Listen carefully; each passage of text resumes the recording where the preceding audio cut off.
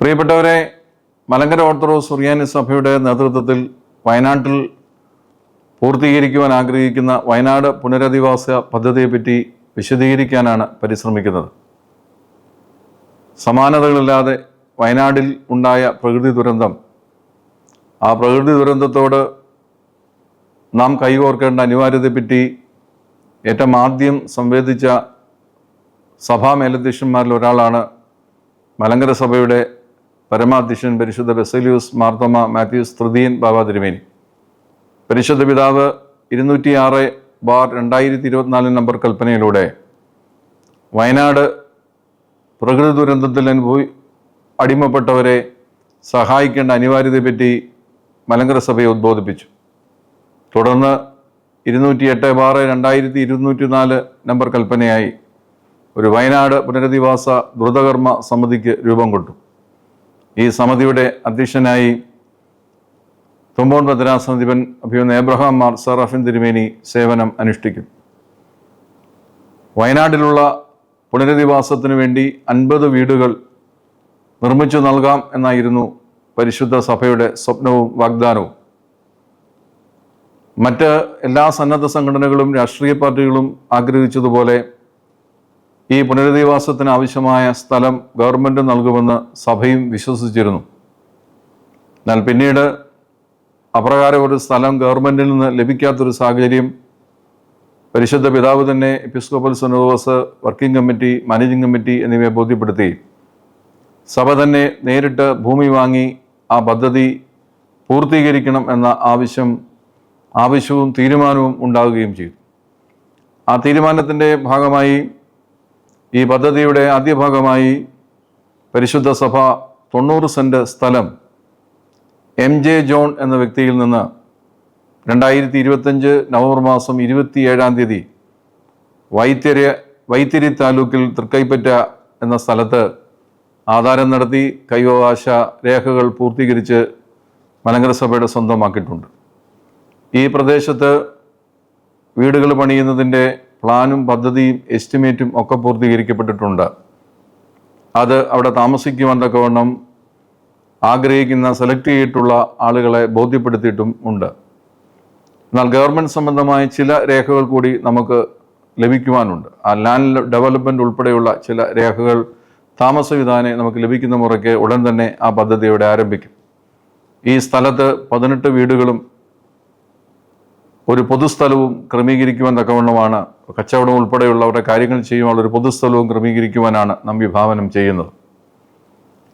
എന്നാൽ ഇതോടൊപ്പം തന്നെ വയനാട് പുനരധിവാസമാണ് സഭയുടെ ലക്ഷ്യമെങ്കിലും മലങ്കര ഓർത്തഡോക്സ് സഭയുടെ ഒരു ഇടവക ഈ പ്രകൃതി ദുരന്തത്തിൻ്റെ ഭാഗമായിട്ടുണ്ട്.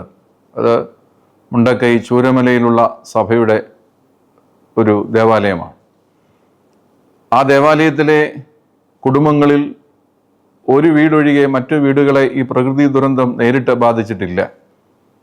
ഒരു ഭവനം പൂർണ്ണമായും തകർക്കപ്പെട്ടു പോയിട്ടുണ്ട്.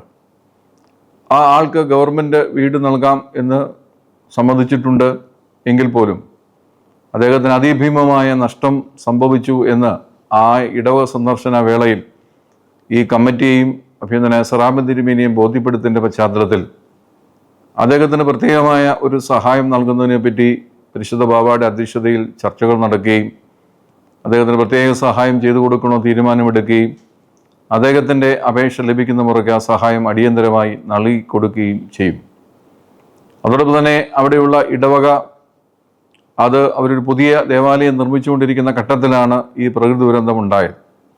അതും അടുത്ത കാലവർഷത്തിന് മുമ്പേ അടിയന്തരമായി പൂർത്തീകരിക്കുന്ന ഒരാവശ്യം മലങ്കര സഭയുടെ മുമ്പിൽ, അതിൻ്റെ സമിതികളുടെ മുമ്പിൽ വന്നതിൻ്റെ പശ്ചാത്തലത്തിൽ അവിടേക്ക് ഒരു സഹായഹസ്തം നീട്ടുവാൻ തക്കവണ്ണം ആഗ്രഹിച്ചതിൻ്റെ പശ്ചാത്തലത്തിൽ തുടർന്ന് ആ ദേവാലയത്തിൻ്റെ പണി പൂർത്തീകരിക്കുവാൻ ആവശ്യമായ തുക എത്രയെന്ന് കണ്ടെത്താനും അതിനാവശ്യമായ പ്ലാനും പദ്ധതിയും എസ്റ്റിമേറ്റും ഒക്കെ തയ്യാറാക്കുവാനും അതിൽ മലങ്കര സഭ സാധ്യമായ വിധം പങ്കുചേരുവാനും ആവശ്യമായ തീരുമാനങ്ങൾ കൈക്കൊണ്ടിട്ടുണ്ട്. അതിനുവേണ്ടി ഭദ്രാസന മെത്രാപ്പൊലീത്ത അഭ്യന്തനായ ഗൗരീസ് മാർ ബർണബാസ് തിരുമേനിയും ഭദ്രാസന സെക്രട്ടറി ബേബി ജോൺ അച്ഛനെയും ചുമതലപ്പെടുത്തിയിട്ടുണ്ട്.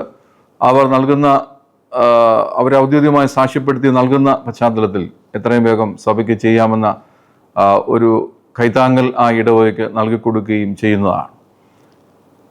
അതോടൊപ്പം തന്നെ ചൂരമലയിലുള്ള നമ്മുടെ വിശ്വാസികൾ ഇപ്രകാരമുള്ള പ്രകൃതി ദുരന്തങ്ങളുടെ നടുവിൽ ക്ലേശം അനുഭവിക്കുന്ന നിരവധി സന്ദർഭങ്ങളുണ്ട് എന്നവർ നമ്മളെ ബോധ്യപ്പെടുത്തി.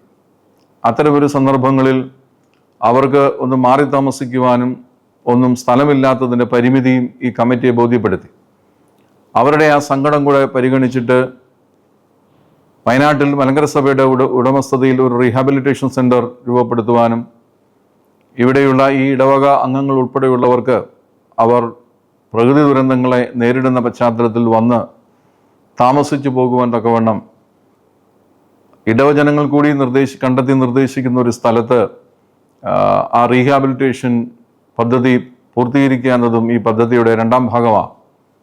അതിനാവശ്യമായ സ്ഥലങ്ങളുടെ അന്വേഷണം ഊർജ്ജസ്വലമായി മുന്നോട്ട് പോകുന്നു. താമസവിനെ ആ സ്ഥലവും വാങ്ങിക്കുവാൻ കഴിയുമെന്നാണ് പ്രതീക്ഷ.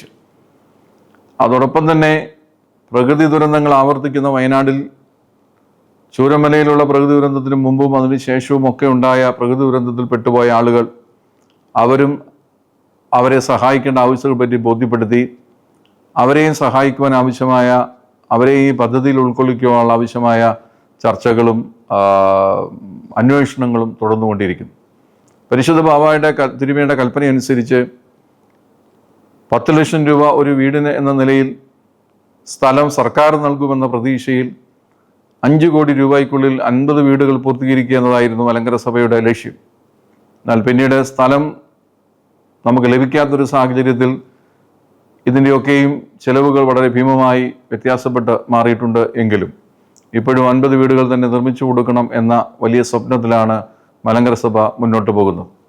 ഈ ആവശ്യത്തിലേക്ക് മലങ്കര സഭാമക്കൾ 5 കോടി രൂപ മലങ്കര സഭ ആഗ്രഹിച്ചപ്പോൾ സന്മനസ്സുള്ളവർ അയച്ചു നിന്ന് സഹായിച്ചത് 7,38,88,000 രൂപയാണ്.